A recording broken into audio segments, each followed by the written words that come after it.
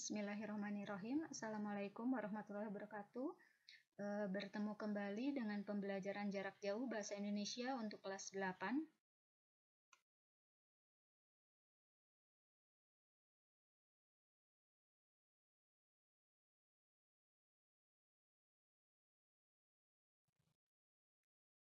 Masih dengan Ibu Leni, kalian nanti akan Ibu jelaskan mengenai KD baru setelah kemarin kalian sudah melaksanakan penilaian harian ke-7.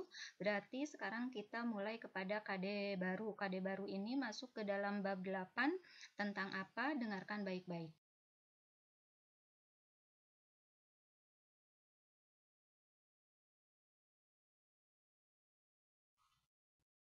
Nah, KD yang baru yaitu KD tentang teks drama.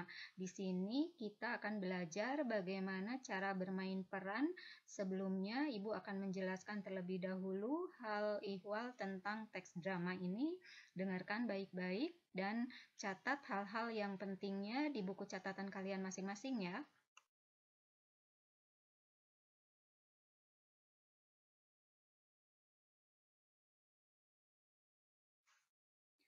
Ada 4 kompetensi dasar yang akan kita pelajari dari teks drama ini, yaitu 2 tentang kompetensi dasar pengetahuan dan 2 lagi tentang kompetensi dasar keterampilan. Untuk kompetensi dasar pengetahuannya, kita akan belajar mengidentifikasi unsur-unsur drama, apakah itu drama tradisional maupun modern yang disajikan dalam bentuk pentas atau naskah. Kemudian kompetensi dasar pengetahuan yang keduanya, kita akan belajar bagaimana cara menelaah karakteristik unsur dan kaidah kebahasaan dalam teks drama yang berbentuk naskah atau pentas. Nah, untuk kompetensi dasar keterampilannya, kita akan belajar bagaimana cara menginterpretasi drama baik tradisional maupun modern yang dibaca dan ditonton ataupun yang didengar.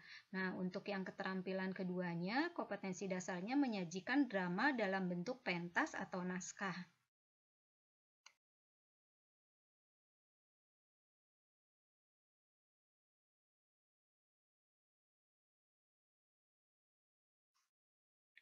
Berdasarkan 4 kompetensi dasar yang dijelaskan tadi, ada 4 tujuan pembelajaran yang ingin dicapai. Nah, setelah pembelajaran teks drama ini diharapkan kalian nanti 1. mampu mengidentifikasi unsur-unsur drama, baik tradisional maupun modern yang disajikan dalam bentuk pentas atau naskah.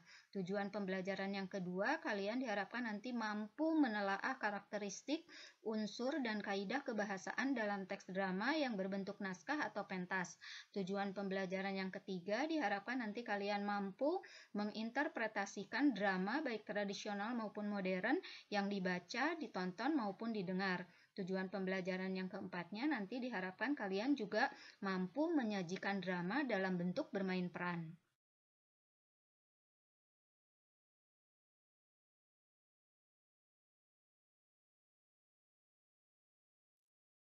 Baik, selanjutnya akan Ibu jelaskan tentang teks drama itu sendiri, mulai dari pengertian teks drama.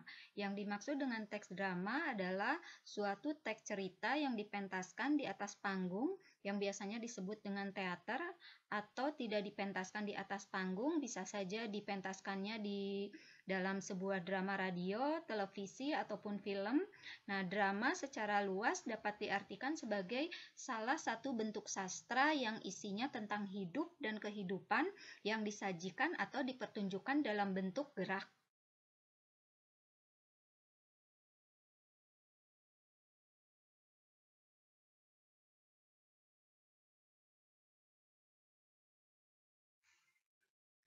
Ada 4 ciri yang menjadi khas dari sebuah teks drama, yaitu 1, ada konflik.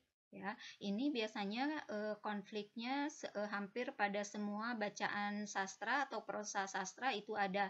Nah, di dalam drama konfliknya bisa berupa dialog ataupun gerakan-gerakan. Kemudian ciri yang kedua ada aksi.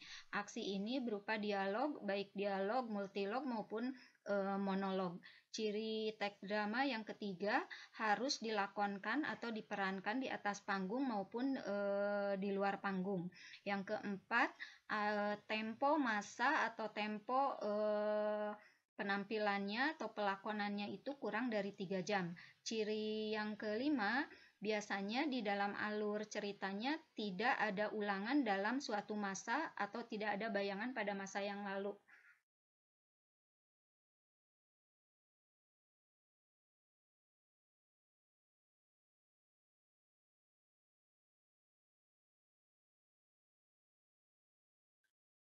Berdasarkan penyajian lakonnya, kita membedakan drama ke dalam beberapa jenis, yaitu satu, ada yang jenis opera. Drama ini biasanya dialognya dinyanyikan dengan iringan musik. Kemudian ada jenis tragedi, yaitu drama yang penuh dengan kesedihan. Yang ketiga ada jenis komedi.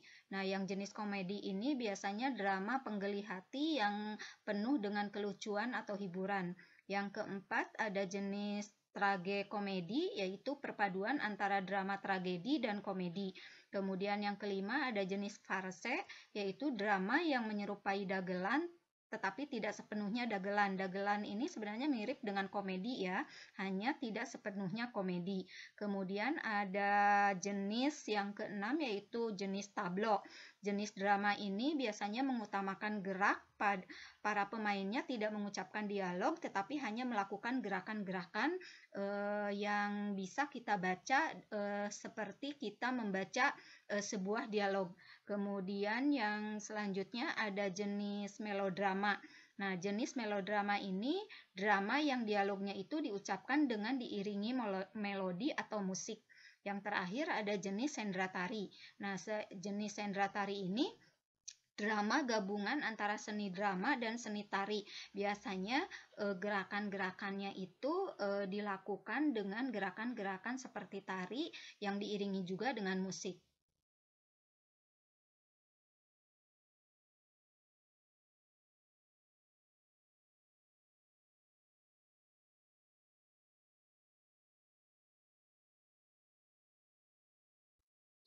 Kalau berdasarkan sarana pementasannya, drama bisa dibedakan ke dalam beberapa jenis, yaitu satu, ada drama jenis panggung. Drama ini biasanya dimainkan oleh para aktor di atas panggung. Kemudian jenis yang kedua ada drama televisi. Ini drama yang hampir sama dengan drama panggung, hanya bedanya drama televisi tak dapat diraba karena kita melihat secara visual. Kemudian jenis yang ketiga ada drama film, yaitu drama film ini menggunakan layar lebar dan biasanya dipertunjukkan di bioskop. Kemudian yang keempat ada jenis drama wayang. Ini drama yang diiringi pagelaran wayang, biasanya ada dalangnya. Kemudian yang kelima ada jenis drama radio. Nah, jenis drama radio ini jenis drama yang tidak bisa dilihat dan diraba tetapi hanya bisa didengar oleh penikmatnya. Kemudian yang keenam ada jenis drama boneka. Nah, yang jenis drama boneka ini biasanya para tokoh drama digambarkan dengan boneka yang dimainkan oleh beberapa orang.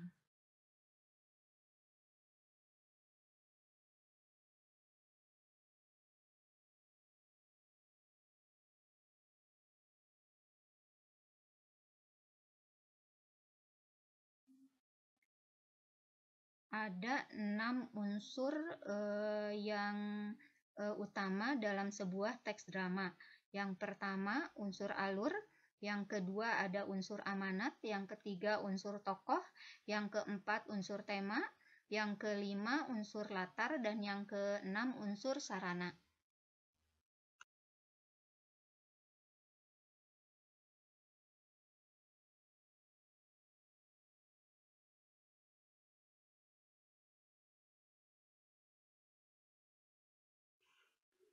Unsur-unsur dalam drama dapat dijelaskan sebagai berikut.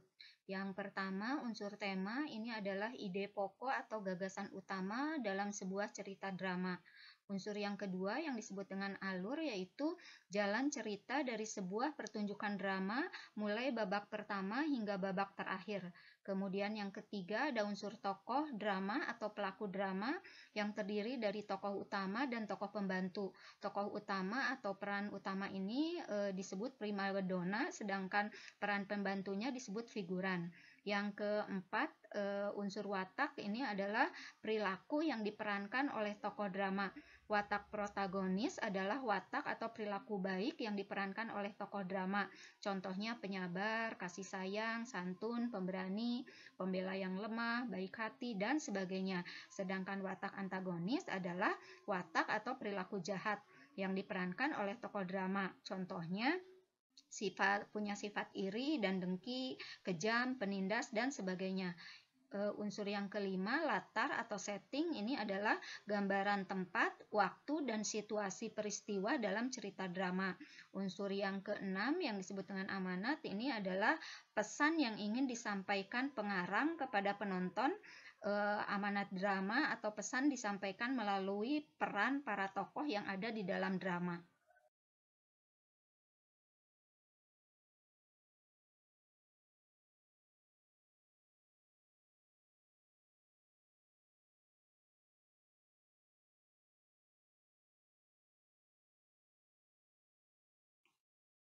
Dalam sebuah pementasan drama ini tidak terlepas dari 9 unsur yang ada dalam pementasan drama. Unsur-unsur tersebut yaitu satu, ada naskah drama, yang kedua ada pemain atau aktor, yang ketiga unsur sutradara, yang keempat unsur tata rias, yang kelima unsur kostum atau tata busana, yang keenam unsur musik, kemudian yang ketujuh unsur tata panggung, yang kedelapan unsur tata lampu, dan yang kesembilan yang tak kalah pentingnya adalah unsur penonton.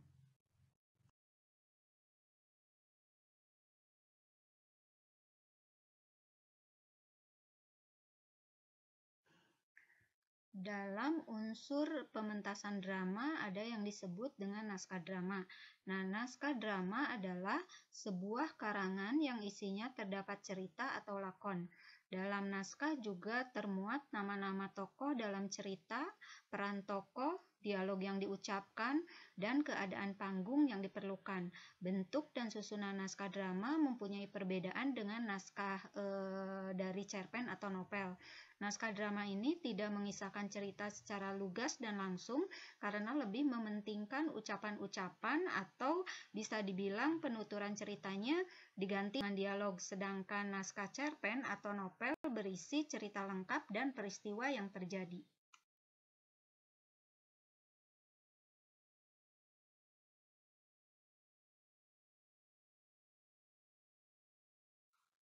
Unsur kedua dari pementasan drama adalah pemain drama atau pelaku drama. Pemain merupakan orang yang memeragakan peran di dalam cerita atau disebut juga aktor atau aktris. Beberapa pemain dibutuhkan dalam drama berdasarkan banyaknya tokoh yang ada di dalam naskah. Agar berhasil memerankan tokoh dalam pementasan, pemain dipilih secara tepat sesuai dengan peran yang dibutuhkan. Nah, dalam menentukan pemain ini di dalam drama lebih mudah memilih pemain yang campuran daripada tidak campuran. Maksud pemain campuran yaitu pemain yang terdiri dari pemain laki-laki, perempuan, anak-anak, remaja, dan orang tua.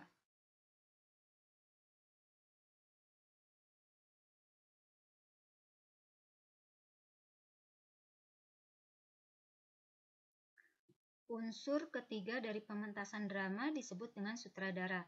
Nah, sutradara adalah pemimpin dalam pementasan drama. Sebagai pemimpin yang mempunyai tanggung jawab dalam kesuksesan pementasan drama, sutradara harus membuat perencanaan yang matang.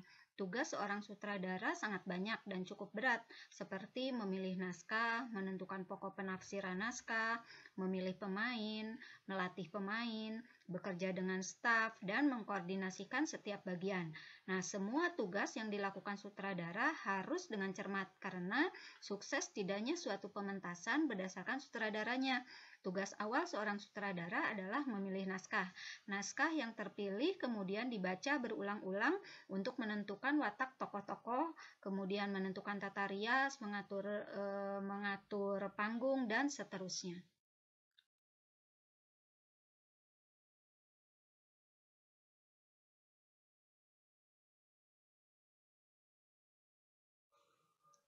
Unsur keempat dalam pementasan drama disebut dengan tata rias. Nah, tata rias merupakan bagian yang bertugas dalam mendandani atau make up para pemain. Orang yang mengerjakan tata rias disebut dengan penata rias. Penata rias ada pria dan wanita. Dilihat dari keahliannya dalam bidang tata rias.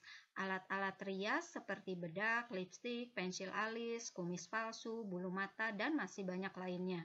Nah, seorang penata rias harus memiliki teknik seni dalam merias seperti teknik shading hidung atau menirukan pipi, menebalkan mata, membentuk alis, dan teknik lainnya. Selain itu, penata rias juga harus terampil dan cekatan agar penata rias mampu mengatur waktu sehingga pemainnya bisa siap untuk naik ke atas panggung dengan riasan yang baik.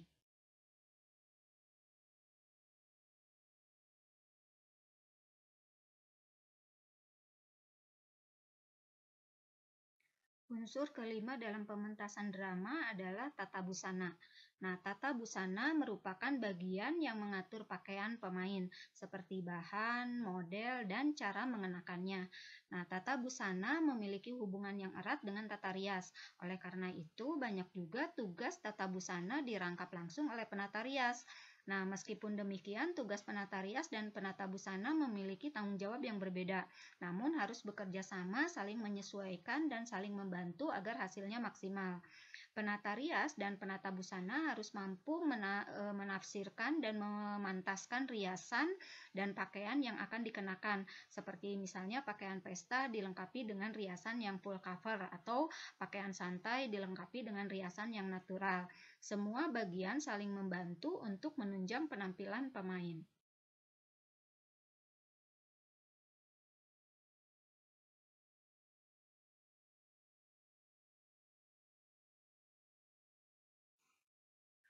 Unsur keenam dari pementasan drama adalah tata panggung. Panggung adalah tempat para pemain memeragakan lakon dramanya. Sebagai seni pertunjukan, biasanya panggung akan didesain lebih tinggi daripada lantai, lebih tinggi dari tempat duduk penonton agar penonton yang duduk di belakang masih mampu menyaksikan pertunjukan dengan jelas. Nah, tata panggung juga bisa didefinisikan sebagai keadaan panggung yang dibutuhkan dalam memainkan pementasan. Petugas yang menata panggung disebut dengan penata panggung, yang terdiri dari tim supaya dapat merubah keadaan panggung dengan cepat. Panggung mendeskripsikan tempat, waktu, dan suasana yang terjadi.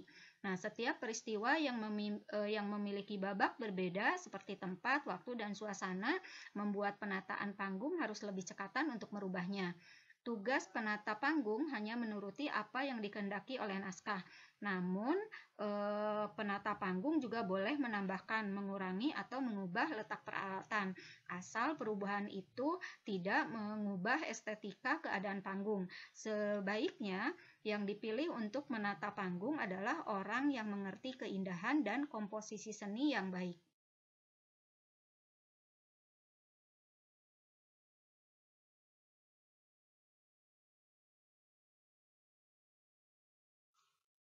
Unsur ketujuh dari pementasan drama adalah tata lampu. Tata lampu ini merupakan bagian yang bertugas dalam pengaturan cahaya di panggung. Bagian ini berhubungan erat dengan tata panggung. Pengaturan cahaya di panggung harus disesuaikan dengan keadaan panggung yang dibutuhkan, seperti penataan lampu di rumah orang miskin dan di rumah orang kaya tentu saja berbeda, memerlukan cahaya lampu yang berbeda yang disesuaikan dengan waktu kejadian. Penata lampu biasanya menggunakan spotlight semacam kotak besar yang memiliki lensa besar berisi lampu ratusan watt. Karena tata lampu berhubungan dengan listrik, sebaiknya penata lampu adalah orang yang mengerti teknik kelistrikan.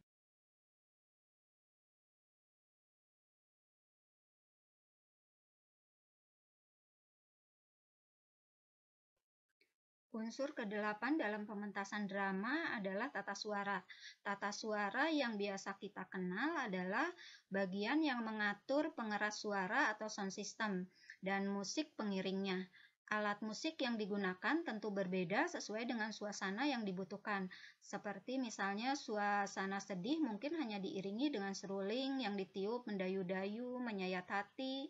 Berbeda dengan suasana pertengkaran yang diiringi dengan musik yang berirama cepat dan keras. Nah, iringan musik tidak dijelaskan secara mendalam di naskah. Penjelasannya hanya secara umum seperti musik pelan, sendu, atau sedih.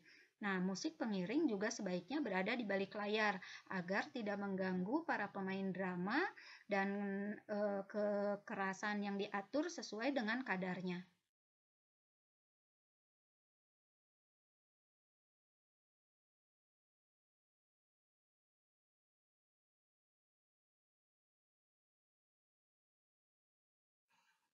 Unsur kesembilan dan yang terakhir dari pementasan drama adalah penonton.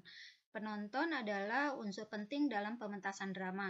Semua unsur drama yang disiapkan tentu dibuat untuk penonton. Kesuksesan sebuah drama dapat diukur dari respon para penonton yang menyaksikannya. Penonton drama ini terdiri dari berbagai latar belakang pendidikan, ekonomi, maupun kemampuan mengapresiasikan atau memotivasi. Nah, di sini akan dijelaskan ada 3 macam ragam penonton dilihat dari segi motivasinya. Ada penonton peminat. Nah, penonton peminat ini biasanya penonton intelektual atau penonton yang mampu mengapresiasi seni pertunjukan drama. Kemudian ada penonton iseng. Nah, penonton iseng ini biasanya penonton yang tidak punya ketertarikan khusus pada seni, hanya menikmati untuk hiburan. Kemudian jenis penonton yang ketiga ini disebut dengan penonton penasaran. Nah, penonton penasaran ini biasanya penonton yang menonton karena penasaran ingin tahu bagaimana lakonnya, kemudian bagaimana pemainnya, atau bagaimana alur cerita dramanya.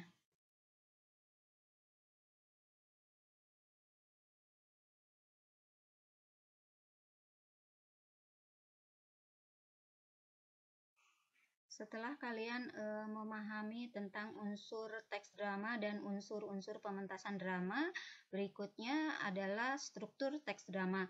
Nah, dalam sebuah teks drama itu terdiri atas 3 bagian.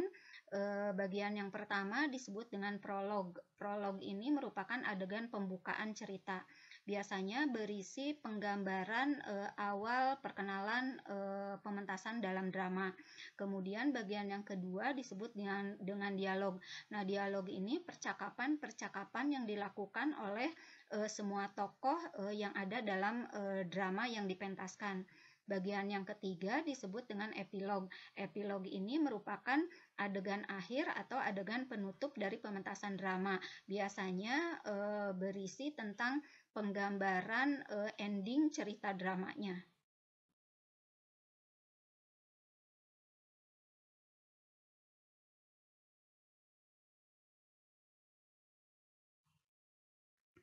Nah, bagaimana caranya untuk memberikan tanggapan terhadap drama yang kita baca, kita tonton atau kita dengar? Nah, ada 4 bagian penting dalam sebuah tanggapan drama. Hal-hal yang perlu ditanggapi dalam sebuah pementasan drama yaitu yang pertama, tanggapi bagaimana permainan aktornya atau bagaimana permainan para pelaku yang ada dalam pementasan drama tersebut. Kemudian yang kedua adalah penanggapan atas bagaimana pemeranan yang dilakukan oleh setiap tokohnya. Kemudian yang keempat, tanggapan bagaimana kostum dan tata rias yang digunakan oleh setiap pelaku dalam pementasan drama tersebut. Yang keempat adalah menanggapi bagaimana ilustrasi musiknya. Nah, apakah pemeranannya sudah tepat, kemudian kostum, tata rias, ilustrasi musik, dan karakter yang dimilikinya sudah sesuai dengan naskah drama yang ada atau tidak. Nah, keempat bagian penting ini yang biasanya menjadi objek tanggapan dalam menanggapi sebuah pementasan drama.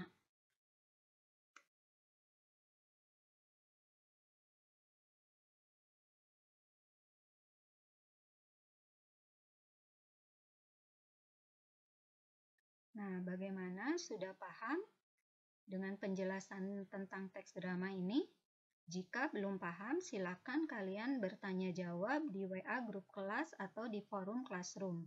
Untuk menguji pemahaman kalian terhadap materi teks drama ini, silakan berikutnya kalian kerjakan kuis 8 tentang pemahaman materi teks drama. Kerjakan kuisnya tidak hanya satu kali, boleh berulang kali sampai kalian mendapat skor minimal 80.